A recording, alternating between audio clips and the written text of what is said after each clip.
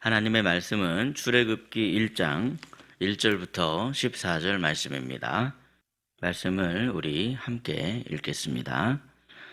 야곱과 함께 각각 자기 가족을 데리고 애굽에 이른 이스라엘 아들들의 이름은 이러하니 르우벤과 시므온과 레위와 유다와 이사갈과 스불론과 베냐민과 단과 납달리와 갓과 아세리요. 야곱의 허리에서 나온 사람이 모두 70이요. 요셉은 애굽에 있었더라. 요셉과 그의 모든 형제와 그 시대의 사람은 다 죽었고 이스라엘 자손은 생육하고 불어나 번성하고 매우 강하여 온 땅에 가득하게 되었더라. 요셉을 알지 못하는 새 왕이 일어나 애굽을 다스리더니 그가 그 백성에게 이르되 이 백성 이스라엘 자손이 우리보다 많고 강하도다. 자, 우리가 그들에게 대하여 지혜롭게 하자. 두렵건대 그들이 더 많게 되면 전쟁이 일어날 때에 우리 대적과 합하여 우리와 싸우고 이 땅에서 나갈까 하노라 하고 감독들을 그들 위에 세우고 그들에게 무거운 짐을 지워 괴롭게 하여 그들에게 바로를 위하여 국고성 비돔과 라암셋을 건축하게 하니라. 그러나 학대를 받을수록 더욱 번성하여 퍼져나가니 애굽 사람이 이스라엘 자손으로 말미암아 근심하여 이스라엘 자손에게 이를 엄하게 시켜 어려운 노동으로 그들의 생활을 괴롭게 하니 곧 흙 이기기와 벽돌 굽기와 농사의 여러 가지 일이라. 그 시키는 일이 모두 엄하였더라. 아멘.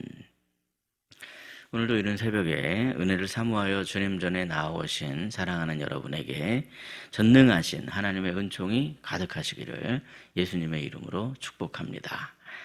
우리가 세상을 살아가다 보면 우리는 나에게 왜 이런 일이 일어나는가 하는 그 질문을 스스로에게 하는 경우가 있습니다. 일이 잘 풀리기보다는 꼬이고 막히거나 도무지 잘 이해가 되지 않을 때 그런 질문이 일어나더라는 것이죠. 그러나 하나님께서는요, 성경을 통해서 우리에게 분명하게 말씀하십니다. 세상 모든 역사는 우연이 아니라고 말씀하십니다. 전능하신 하나님의 계획과 섭리 안에서 하나님께서는 반드시 약속하신 바를 이루신다라는 사실을 성경을 통해서 우리에게 분명하게 말씀하십니다. 우리 하나님께서는 단순히 지금 일어나고 있는 한 장면만을 보시는 분이 아니십니다. 하나님께서는 이 처음부터 끝까지 이 시작과 완성을 동시에 바라보시는 분이시다라는 것이죠. 올해 수요일에 지금 출애굽기 강해를 하고 있습니다. 이 수요일에 보는 말씀은 나무를 보는 그런 수준으로 본다라고 한다면 새벽에 보는 우리 출애굽기 말씀은 좀 더 넓게 숲을 본다 식으로 말씀을 준비하도록 하겠습니다. 출애굽기 1장을 보면요, 겉으로 볼 때는요, 희망이 별로 보이지 않는 그런 장입니다. 하지만 하나님의 구원 역사는 바로 이 지점에서부터 시작이 되더라 하는 것을 우리가 알 수 있죠. 어두운 이 장에서 하나님의 구원의 역사가 시작된다는 것을 우리가 알게 됩니다. 그러므로 오늘 말씀을 통해서 하나님께서 반드시 약속을 이루신다라는 그 사실을 다시 한번 확인하며 언약의 하나님을 더욱더 신뢰하는 저와 여러분이 되시기를 주님의 이름으로 축복합니다. 첫째로 우리의 하나님께서는 보이지 않는 상황에서도 반드시 언약을 이루시는 분이십니다.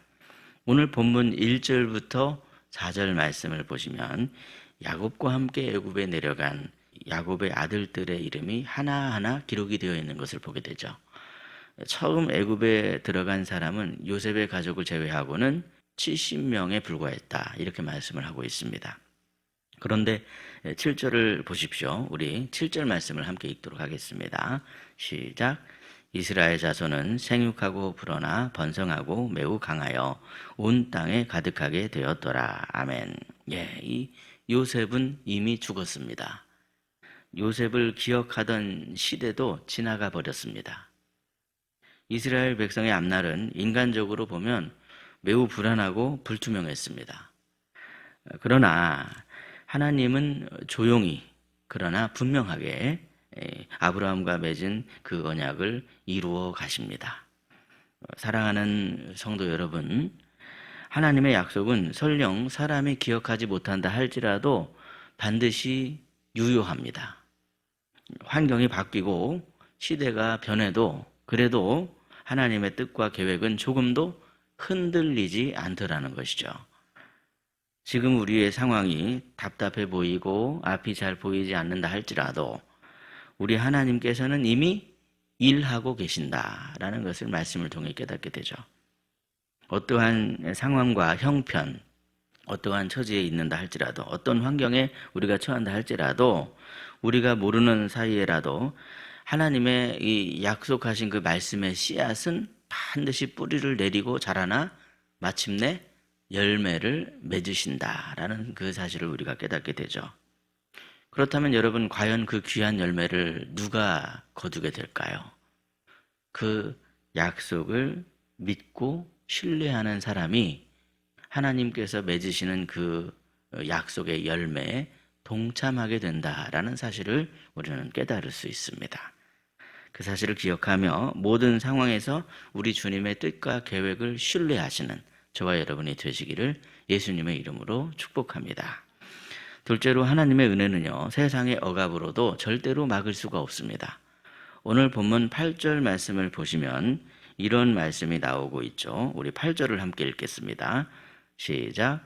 요셉을 알지 못하는 새 왕이 일어나 애국을 다스리더니. 아멘. 예. 이 요셉을 모른다는 것은 단순한 무지를 지금 말하고 있는 것이 아닙니다. 하나님의 은혜의 역사를 인정하지 않겠다라고 하는 그런 태도가 여기 지금 이 말씀에 담겨져 있습니다.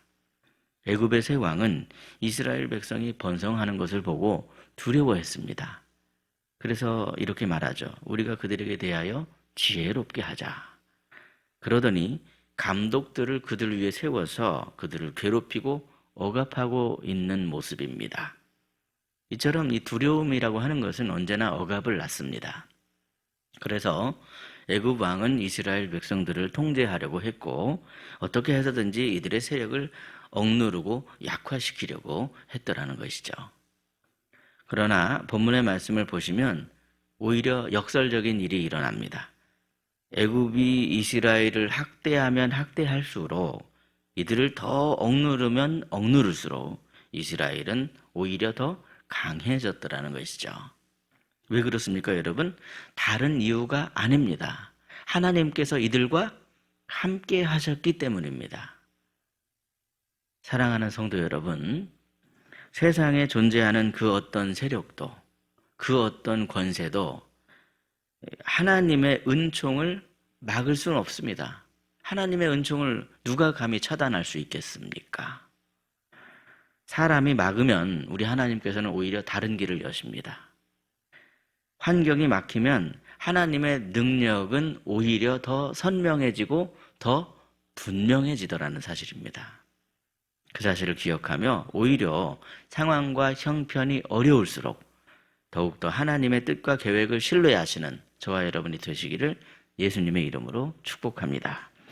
셋째로 하나님께서는요, 가장 어두울 때가 오히려 하나님의 구원이 가까운 때다, 그렇게 말씀을 하십니다. 오늘 본문의 이 후반부를 보시면요, 이스라엘 백성들은요, 본격적인 중노동에 시달리게 됩니다. 벽돌을 굽고 성을 쌓고 또 더불어 농사까지 지어야 했다, 이렇게 말씀하죠.